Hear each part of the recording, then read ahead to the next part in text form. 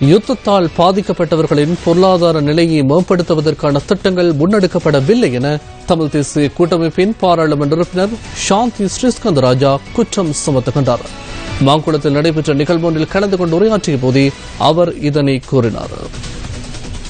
மீள்குடியேற்றம் நடைபெற்ற பொழுதும் எங்களுக்கு அடிப்படை பிரச்சனைகள் தேவைகள் இன்னும் நிறைவு செய்யப்படவில்லை. ராணுவத்தினால் பிடித்து வைக்கப்படுகின்ற காணிகள் விடுவிக்கப்படவில்லை. இன்றும் சிறையில் வாடிக்கொண்டிருக்கின்ற பிள்ளைகளுக்கு ஒரு தீர்வு தரப்படவில்லை.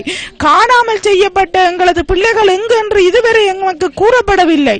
அதிலும் மேலாக இந்த யுத்தத்தில் நேரடியாக பாதிக்கப்பட்ட அடையாளம் காணக்கூடிய வகையில் இன்றும் வலிகளையும் வடுக்களையும் சுமந்து கொண்டிருக்கின்ற யுத்த விதவைகள், யுத்தத்தால் மாற்று வலுவாக்கப்பட்டோர், யுத்தத்தில் பெற்றோரை இழந்திருக்கின்ற பிள்ளைகள், இப்படிப்பட்டவர்களுக்கான நேரடியான அபிவிருத்தி வேலைகள், அவர்களுடைய வருமானத்தை அதிகரிக்கின்ற, அவர்களுக்கு ஒரு பாதுகாப்பை ஏற்படுத்துகின்ற வகையிலான வேலை திட்டங்கள் இன்னும் முன்னெடுக்கப்படவில்லை.